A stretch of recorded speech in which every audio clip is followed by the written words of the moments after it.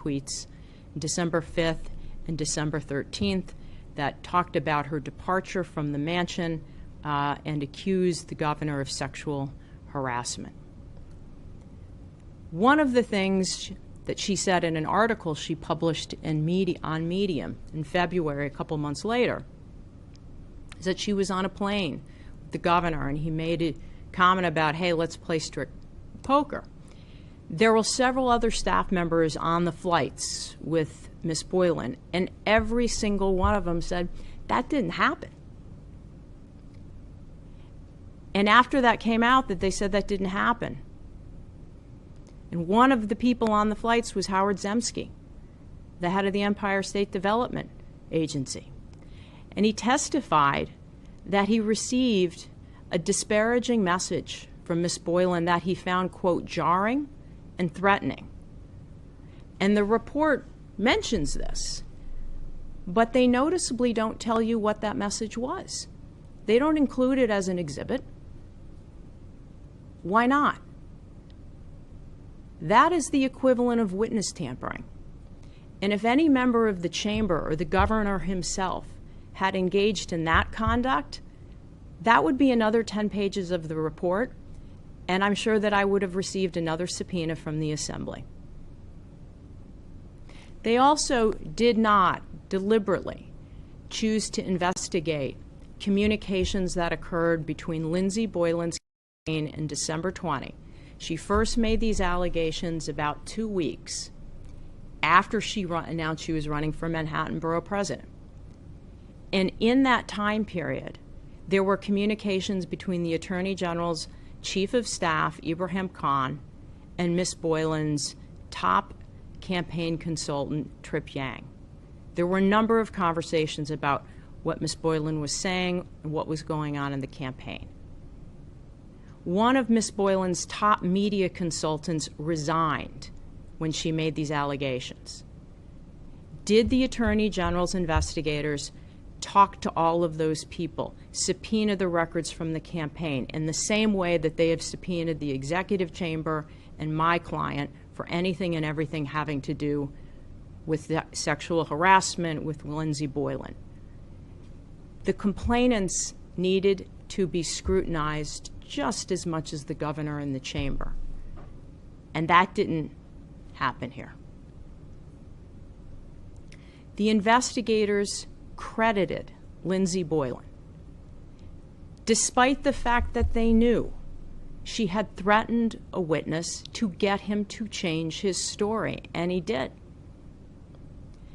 And one thing that has been missing through this is that there was a signal about 7 or 8 months before Ms. Boylan made her tweets in December, a signal that she was out for some type of revenge against the governor's office.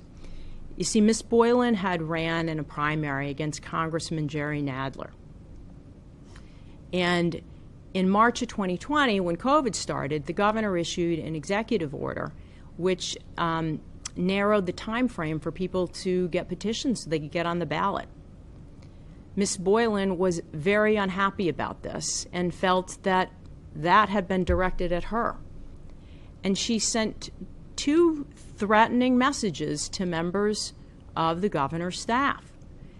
One of them said, quote, absolutely not helpful. Please relay that while we are okay.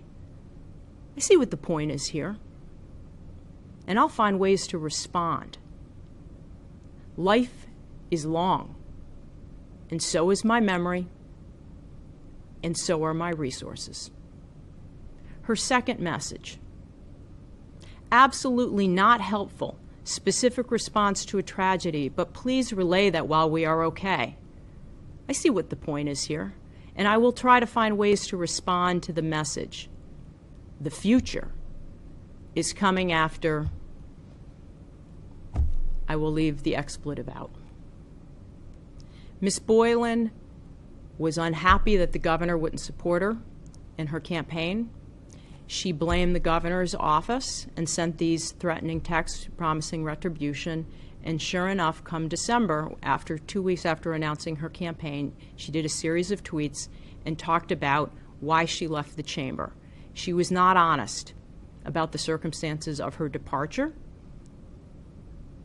And so 3 memos were released because a public figure running a political campaign was making statements misleading the public about what had happened and why she left.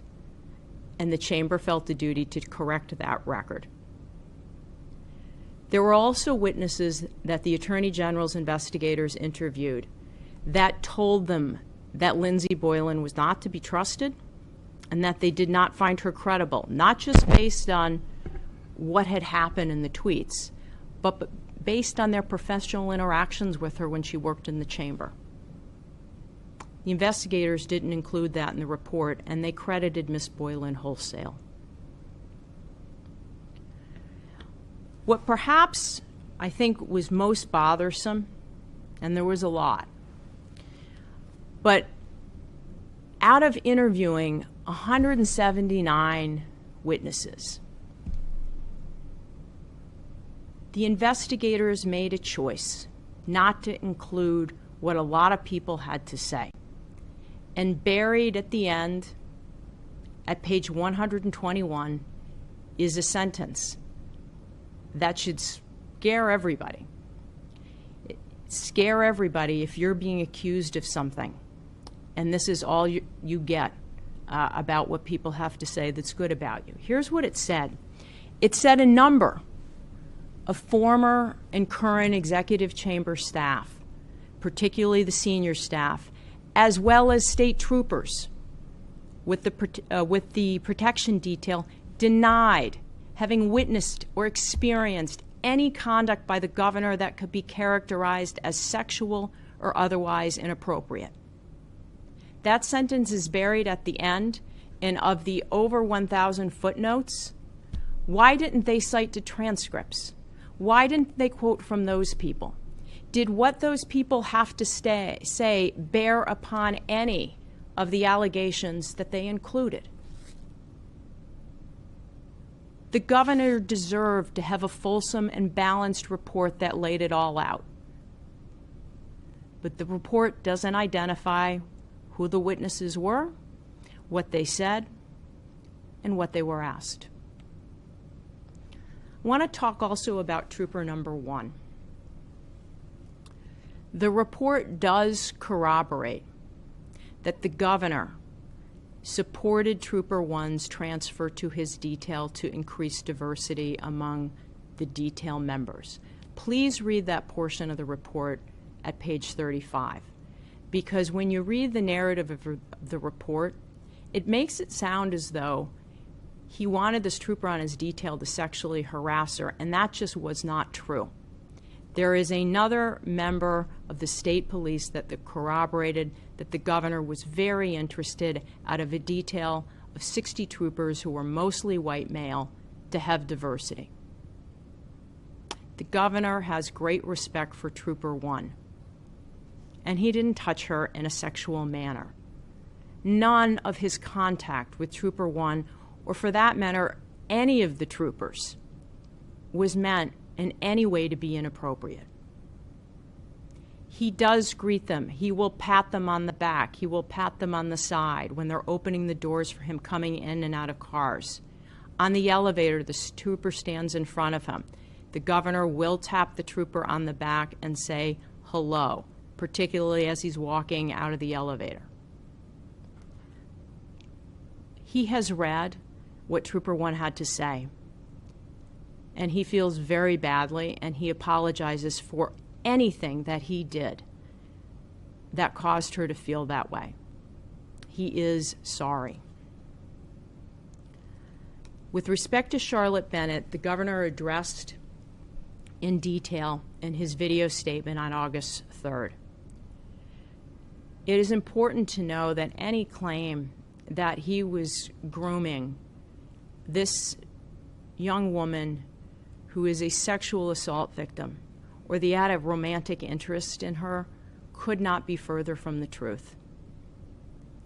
His experience with a very, very close family member who is about the same age as Charlotte Bennett. That provided crucial context to the conversations that he had with Ms. Bennett. The governor testified in detail about this to the Attorney General's investigators, but they did not include his detailed testimony in the report. He has and he continues to apologize to Ms. Bennett for anything that he said in the conversations that he had with her that made her feel the way that she did.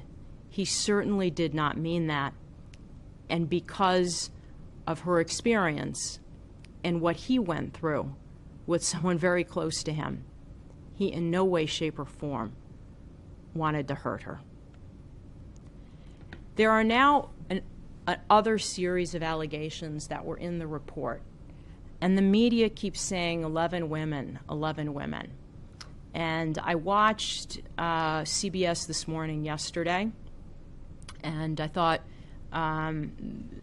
it was actually a good interview of Ms. Camiso. I thought the interviewer was fair.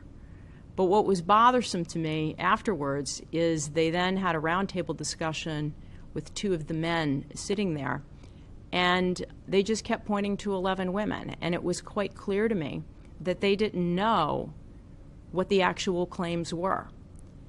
And then it just gets repeated over and over again by the media when they haven't done their homework, rolled up the sleeves, and learned the facts. That's what journalists are supposed to do, not cast judgment and not give us their opinions. Let's talk about some of the other allegations. State entity employee number 2. This is what the Attorney General's report included as another form of sexual harassment by the governor. This event, this photo.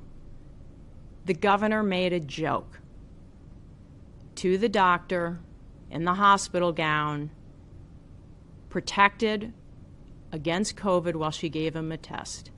And he said in front of the whole world, "You make that gown look good." That's not sexual harassment. I don't know why that was included in the Attorney General's report, except to say it was to add another number and to make the governor look bad. There was also state entity employee number 1. And what she claimed is that she was at an event with the governor. And as her photo was being taken, the governor was standing between herself and her supervisor, she claims that the governor touched her butt at the public event while the photo was taken. No pictures from that event were included in the Attorney General's report. And presumably this picture is there, and we haven't been provided with that picture. If the governor may have touched her rear end while he's got his arm around the supervisor and this woman at a public event, he certainly did not mean to do it in a way that was sexual. He takes thousands of pictures. And then it goes to another one of the women who have come forward, Miss Leah Mietis. She is not a state employee. She works for an energy company. The governor was at a public event, and he was working a grope line. There were dozens of people there. There were reporters. And she claims that as he went through the rope line, he touched the logo on her shirt, which was her energy company logo, as he was greeting her. The governor did not mean to grope her. And certainly there were pictures from this event. Those pictures haven't been provided to me, and they were not part of the Attorney General's report. But this particular instance, to say that the governor would try to grope somebody working a rope line with cameras around, he certainly would never have intended to do that. And I don't mean to take away from how this woman felt, but we do need to think about qualitatively what each of the women are saying and whether these are the types of things that are impeachable offenses. There is another allegation, and it was by analysts. And it's on the report. It starts at page 82. And she talks about being at a party and that the governor sought her out. He kissed her and then put his arm around her and took this photo. That's the photo. And that photo is included in the report as evidence of some type of sexual harassment, because Ms. List then later talks about how she was uncomfortable when she thought about this photo later on, that the governor had put his arm around her, and then she talked about her experience working with him. And the governor has said, yes, he has called people darling and sweetheart. He has had to change with the times. Yes, he hugs and he kisses his staffers. He has had to change with the times. And as he said on August 3rd, after the Attorney General's report, that he slips, and he does. But this does not rise to the level of sexual harassment or groping or fondling, as has been portrayed in the press during the feeding frenzy of the last 8 days. There is then Alyssa McGrath. And this photo was included as part of the Attorney General's report. It's a photo of the governor at a holiday party, and Ms. McGrath is wearing the black, and Brittany Camiso is on the other side. And how the report portrayed this photograph is that the governor put his hands around the rib cage just below their breasts, as though there was something wrong with this photo. And I just simply ask everybody to look at this. Is this something that you think is evidence of improper behavior by the governor? Yes, he joked with Ms. Camiso and Ms. McGrath. Yes, he would hug them, as he does many of his staffers, and yes, he would give them a kiss. The governor has said over and over he did not grope, he did not fondle. He understood his relationship with them to actually be what's reflected in the photo, that they liked him very much. And he did not have a sense that either of them was uncomfortable with him. There has also been made much about the selfie picture with Ms. Camiso. I was asked about it yesterday on CNN by Erica Hill. What Ms. Camiso alleged is that on December 31st of 2019, New Year's Eve, she was at the mansion, and she claims that the governor wanted to take a selfie.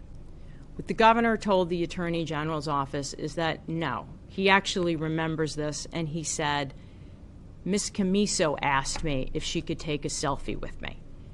And what Ms. Camiso is now saying is that when she took the selfie, that the governor put his hand on her butt and rubbed it for at least 5 seconds. That's what she testified to. And that she was so nervous that it became blurry, the pictures, and she had to delete them. And so they moved and sat on a couch and then took this selfie instead. I'm not going to say any more than that. For me, as a lawyer, as a former prosecutor and a former defense lawyer, I often use pictures as exhibits at trial. The governor did not violate Brittany Camiso. He did not rub her rear end before this photo. She asked for a selfie with him. I think that this picture demonstrates a comfort level and someone who wanted a selfie with the governor. And she sent this selfie to her friend, and there is a footnote. Her friend, her very good friend, Melissa McGrath, who actually said, "I'm so jealous of the picture." Then we go to this photograph, and this is also included amongst one of the 11. This was at a wedding. The governor officiated the wedding of one of his staffers. And at the wedding, he greeted this young woman, Anna Rooch, and he did put his arms around her, hands around her face. He asked her if he could give her a kiss. That is something that he does. And she clearly was not comfortable with that. He understands that. He particularly understands it when he saw this photo on the front page of the New York Times. This does not rise to the level of sexual harassment that we impeach a sitting governor. I want to talk about Caitlin. She met the governor at a reception that was sponsored or hosted by a lobbying firm.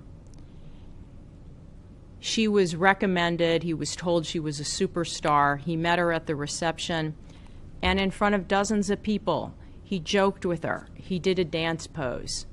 He meant no disrespect. He was thinking, you can say whether it's right or whether it's wrong, that this was fun and that he was trying to be playful. And as we now know, it doesn't always work out that way. And the governor knows that and appreciates that. And during the time that she worked for him, he did banter with her. He did ask her about her life. That is something he routinely does with his staff members. What's going on?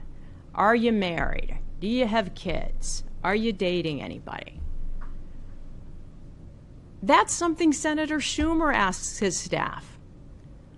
It's normal when you're working closely with people in political environments that are high pressure to learn about their lives. He did not mean to make her feel uncomfortable. He does the same thing with the men that work with him. He hugs them. He kisses them. And a number of them testify to that. But the investigators didn't include any of that in the report. And he asked the men about their personal lives. Didn't include any of that in the report. What happened was that from day one, it became building a case against Governor Andrew Cuomo. They started with a presumption that he had done some terrible things. And it went from there. It didn't become scrutinizing each one of the allegations, talking to everybody about what the environment was in chamber. And the governor has said and has no doubt that working for him is tough. I think people will say that going back to his time at HUD. In political environments dealing with serious issues, you want to get the best out of people. Tempers can flare. There's high demands on getting it right. But what happened here was this investigation took every possible negative thing that could be said about the governor and they put it in. And they disregarded the positive, the things that would balance it, and the things that would undermine what some people were saying about the governor. And that's not right. The two investigators that were charged with this report certainly, and it comes through when you read it, they brought their own biases and a predisposition to this investigation and in the manner in which the report was written. Mr. Kim is a longtime former federal prosecutor in the Southern District, my old office. Mr. Kim had pursued and supervised criminal investigations against the governor for years at that office, and he actually personally interviewed him personally interviewed Governor Cuomo in one of the criminal investigations. Of course he brought to the table certain views about the governor, feelings he had about how the chamber operated. How could he not? And with respect to Ms. Clark, as an attorney, her practice is focused on bringing sexual harassment and discrimination lawsuits on behalf of employees. Of course that colored how she viewed what complainants told her versus what other people told her. She could not. That was the lens they brought to the case, and those backgrounds certainly influenced how they went about the investigation and drafted this report. But what we do know is that report got facts wrong. It omitted favorable evidence that didn't support the narrative. There were 179 witness interviews, and they only transcribed, where we get the actual Q&As, 41. So what did the other 138 say? Because there are not 179 people mentioned in that report. So here's where we are. Because of what has happened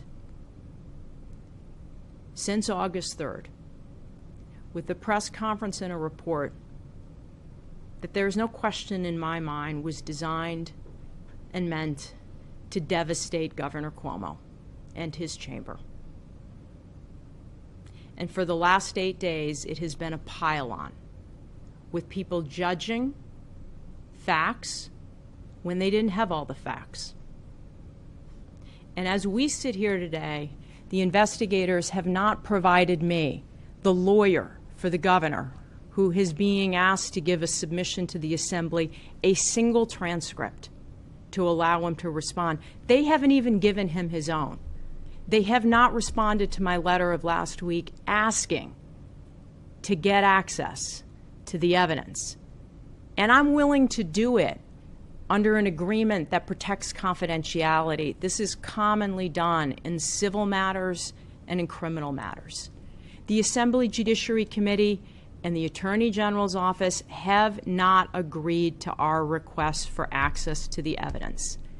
And we're being asked to make a submission on behalf of the governor of the state of New York by Friday, addressing the allegations. How are we going to be able to do that in a fair and meaningful way? This hasn't been, and it's not going to be, a fair process. And in fact, the governor has been given no process. I think that women should be believed, and they should be treated fairly. I also believe that men should be believed and treated fairly. All people should be given that. And everybody should have a chance to respond.